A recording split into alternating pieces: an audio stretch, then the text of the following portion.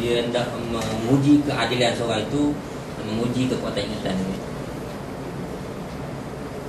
Jadi bila disukup dia punya ini, ada kuat ingatan dia, itu panggil rawi yang thiqah, yang dipercayai. Baik, yang seterusnya hadis hasan.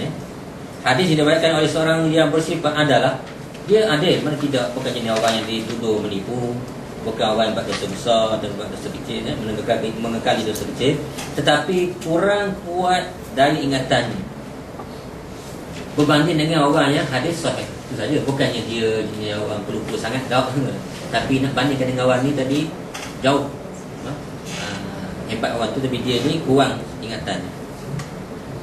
Jadi sanadnya berturutan dan tiada kecacatan dan tiada kejanggalan. Dia tidak ada cacat segi lain, cuma hasan ini ingatannya kurang. Dan istilah hasan ini hanya yang mula dipelopori oleh Imam At-Tirmizi.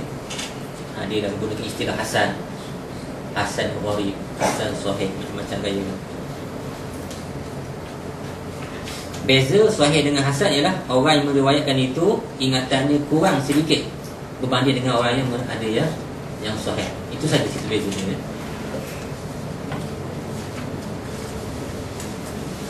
Kemudian hadis dhaif. Ini yang tiga kategori besar. Hadis dhaif, ada yang tidak memenuhi tidak memenuhi satu atau lebih syarat hadis sahih ataupun hadis hasan.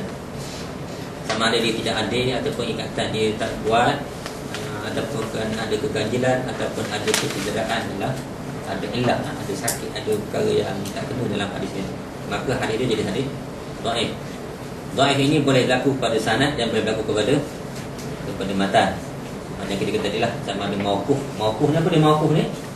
Tadi kan, cakap itu hanya terhenti kepada sahabat. Maqtu' cakap itu terhenti kepada tabi'in kan. Manakala hadis mawdu' ialah hadis yang diriwayatkan oleh mereka dengan mendustakan yang lipu kat pembohongan daripada Nabi Muhammad SAW, padahal dia nyata tidak. Juga dikenali sebagai hadis palsu ya.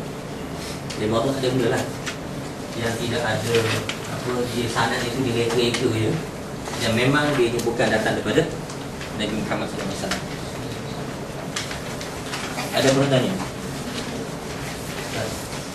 Hadis hasan sahih. Itu saya apa? Tak sempat tu ya. Tak ingat anu.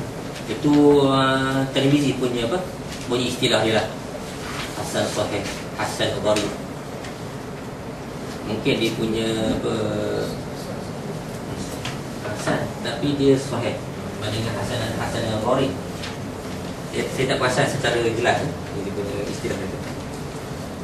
Cuma yang satu lagi tu dipanggil hasan li zati, hasan li ghairihi.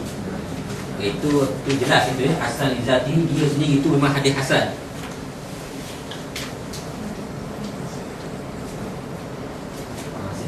Mana tak sedia sampai situ, ingat sampai situ tanya.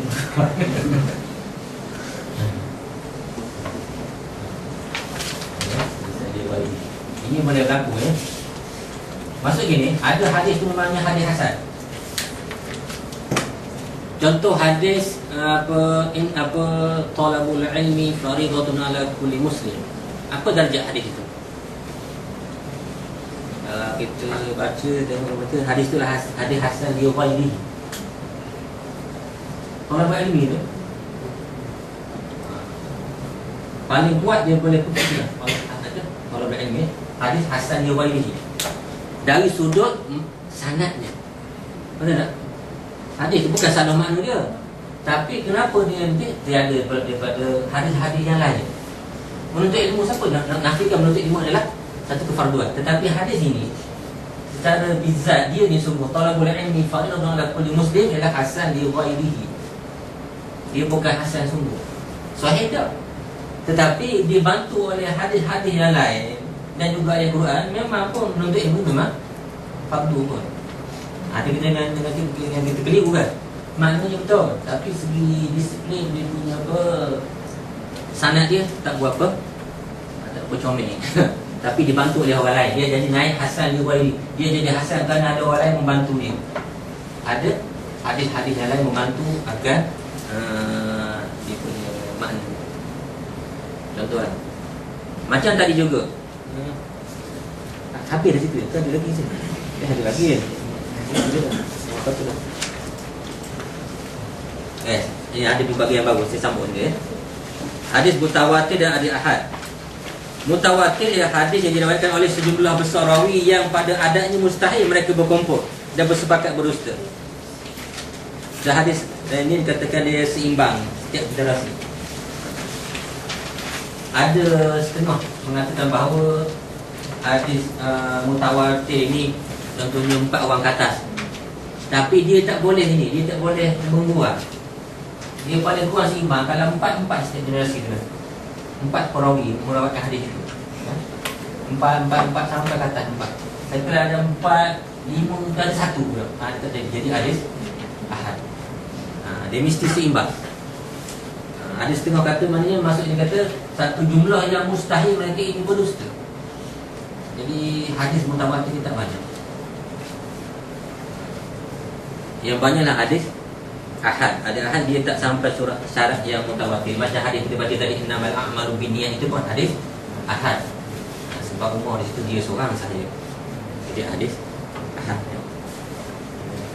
Kalau diceringkan lagi, dicerahkan lagi, hadis ahad ini ada 3 mengikut istilah dia. Pertama hadis masyhur.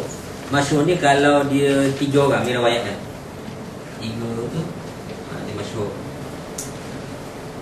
Beramal dengan dia, menerima dia walaupun tidak diriwayatkan oleh Bukhari dan Muslim.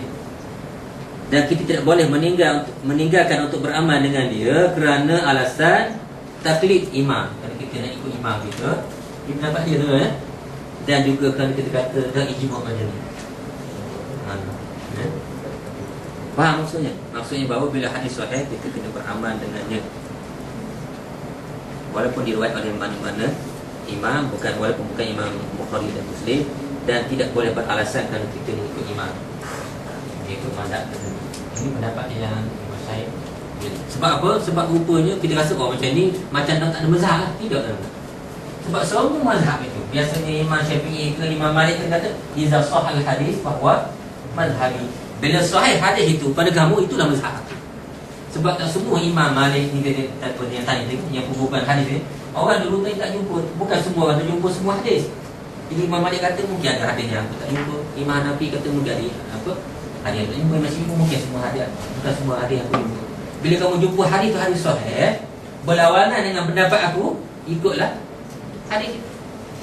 Bukan suruh tukar mazhab tak. Nama mazhab tu pun lah. Kalau dia kata, kalau anda kata Imam Syafi'i hidup zaman kita ni, ternyata hadis tu hadis sahih berbeza dengan pendapat dia, maka memang tak disuruh ikut hadis itu.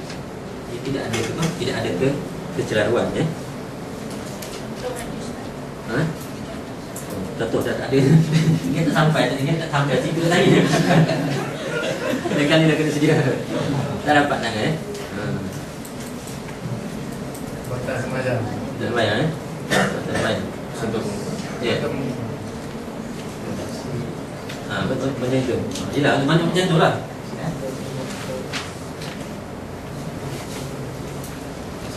Saya tak ingat ada itu tu. Tapi maksudnya bukan bermakna kita ingat pula kita kena fiqh lah. Kita fiqh dia ijtihad yang terdahulu, ijtihad yang kemudian tidak boleh membatalkan ijtihad yang terdahulu. Imam Syafi'i pun dia ada 2 pendapat, satu pendapat qadim, satu jadid, satu lama di Iraq, satu di Mesir. Tapi tak berarti yang di Iraq tu hapus semua, tidak kan? Itu segi disiplin fiqh pula. Pendapat yang lama tu masih boleh makan. Tapi tu yang tahu betul tentang apa ijtihad kan. Tapi kecuali lah sekali anda kata tu memang jelas sangatlah, maknanya apa tu sangat yang tu mungkinlah boleh ditukar, tapi pada sini tak habis ni ijtihad boleh baca buku dengan. Tapi tak perlu sampai kita nak berbid'ah orang tak perlu kan. Anda kata kita jumpa sini ngarut betul Imam Syafi'i tu. Tahu juga dia dah dengan ijtihad dia tu kan. Tapi rasa saya lah tak ada yang berlaku tu salahnya. Tak ada berlaku bab yang besar sangat yang ternyata yang hadis yang dipegang tu lah hadis yang sampai fikir yang tak boleh pakai langsung, tak ada lah. Tapi semua memegang konsep bahawa idza sahih hadis bahawa mazhab bila hadis sahih itulah mazhab.